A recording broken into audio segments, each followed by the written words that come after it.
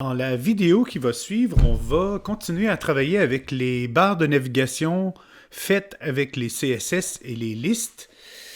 Puis on va rajouter un truc qui est vraiment intéressant. En fait, c'est l'idée de pouvoir mettre une indication dans notre barre de navigation pour nous indiquer dans quelle section on se trouve. Donc vous voyez ici par exemple, j'ai mes mouse over sur les boutons. Puis ici, j'ai une section qui n'a pas de mouse over, donc ça l'indique que c'est ma section où je me trouve. Donc, on va apprendre à faire ça. Alors, je vais retrouver mon code qu'on avait laissé dans la dernière vidéo. Il faut juste que je rajoute un petit truc dans mon code ici pour faire fonctionner l'état de bouton qui indique que l'on se trouve dans cette section-là. Alors, pour faire ça, j'ai fait des petites recherches, puis je vous ai préparé un petit exemple. Donc, si vous allez sur zaoko.com, okozaoko.com, je vais juste réduire un petit peu la taille. Vous allez dans l'onglet Cégep, ensuite dans Multimédia. Puis à peu près au centre, vous avez une section que j'ai appelée Navigation menu. Le premier lien, c'est le menu CSS avec les listes et indication de la section où l'on se trouve. Vous cliquez là-dessus.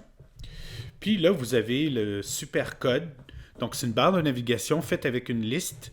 Mais en plus, c'est que j'ai rajouté une indication qui nous dit qu'on se trouve dans la section 2. Alors comment je fais pour aller chercher ce code-là? Ben, je clique de droite.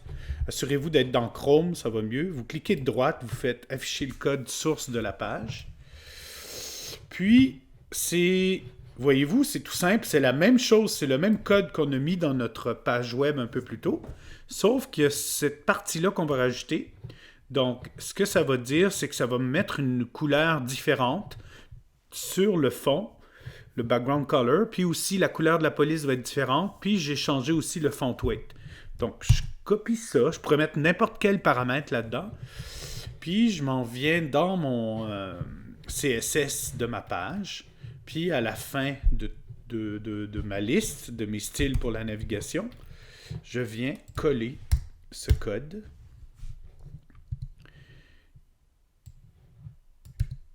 Voilà. Puis, je fais commande S. Puis, l'autre chose qu'il faut faire, par contre, c'est que dans le code HTML, il faut rajouter la classe active. Parce que ce qu'on vient de faire dans le CSS, en fait, c'est qu'on a créé une classe qui s'appelle active, qui s'applique aux LI qui sont dans le UL, qui s'applique aussi au A-over. Donc, c'est comme une classe différente, avec une couleur différente du over qui est ici. Donc, pour que ça fonctionne, il faut l'appliquer. Donc, disons que je vais choisir la section Building Cuts.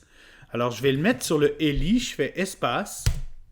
Je choisis classe. Puis, voyez-vous, il m'offre le choix de Active. Donc, je sélectionne Active. Je fais commande S. Comme j'ai deux fichiers d'ouvert, je vais faire fichier enregistrer tout.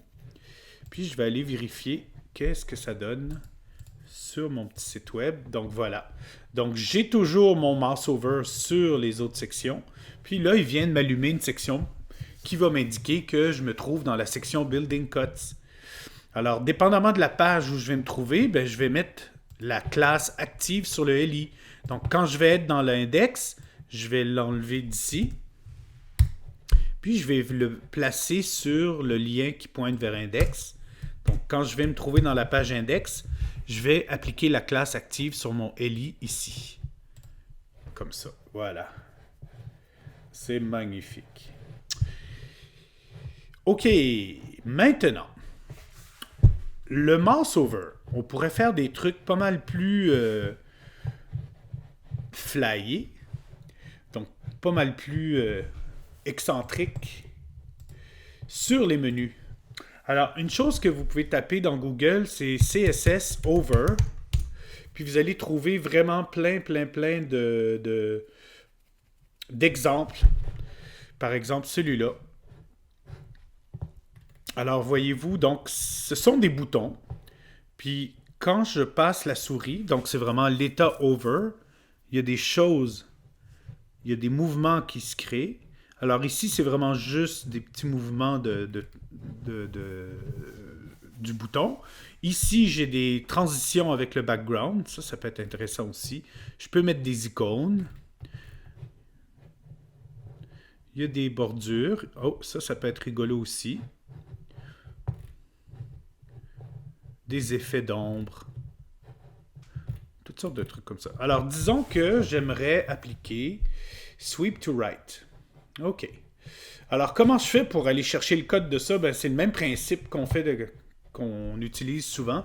C'est que je clique dans le vide de droite, je fais afficher le code source, puis je garde en tête l'effet que je veux utiliser. Donc, peut-être même que si je suis capable de copier, mais je ne suis pas capable, c'est pas grave, je vais juste m'en rappeler. Donc, je fais afficher le code source. Puis là, ben, bien sûr, il y a beaucoup de code. Mais pour ne pas me casser la tête avec tout le code qui se trouve là, je vais faire commande F pour chercher. Puis c'était sweep right. Est-ce que c'est bien ça? Sweep to right. Il faut que je l'écrive comme il faut. OK, puis là, il m'amène exactement au bon endroit. Alors, voyez-vous, c'est une classe qu'on rajoute sur le bouton qu'on veut utiliser. Donc, OK. Donc, la classe s'appelle HVR Sweep to Right. C'est ça qui compte. Donc, là, je vais aller chercher ce truc-là qui va se trouver dans une feuille de style qui, je crois, est à l'externe, comme on a fait nous. Alors, over, voyez-vous, si je regarde dans le haut de ma page, juste en dessous du title, toutes les pages, les CSS externes sont affichées ici. Puis là, je suis capable de déduire où va se trouver mon effet. Ça va être probablement dans le fichier qui se trouve dans le dossier CSS qui s'appelle over.css. J'ai juste à cliquer dessus. Puis je refais mon commande F. Puis j'ai le nom de ma classe que je dois trouver. Donc la classe se trouve ici. Voilà. Donc tout ce qui est en jaune, je vais avoir besoin de ça pour appliquer cet effet-là sur mon texte. Donc, je peux prendre le commentaire ou ne pas le prendre, c'est pas très grave. Ce qui compte, c'est d'avoir les 3 classes. Voyez-vous, ça commence par un point, point, point, il y en a 4. Puis, avec la fermeture d'accolade. Commande C, je copie ça. Je m'en viens dans mon fichier CSS externe. Puis, je vais peut-être le mettre après les styles de navigation. Puis, c'est bien. Et là, il faut que je l'applique à mon texte.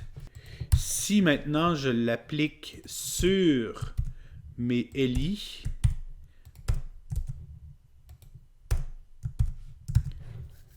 je vais essayer ça. Donc, wow, ça marche. Donc, voyez-vous, j'ai réussi à l'appliquer. Donc, à partir de maintenant, il faudrait juste... Parce que je vais regarder ce qu'il faisait au départ. OK, il part comme ça. Donc, moi, il fait comme l'inverse. Donc, il faut que je trouve le moyen de... OK, c'est parce qu'il y a un petit conflit avec mon over. Voyez-vous, j'ai déjà un over... Color white, nanana. Donc, si j'enlève ça ici, je vais juste voir qu'est-ce que ça va faire. J'enlève carrément mon over de mon LI parce que je pense qu'il rentre en conflit. Voilà. Alors là, ça marche.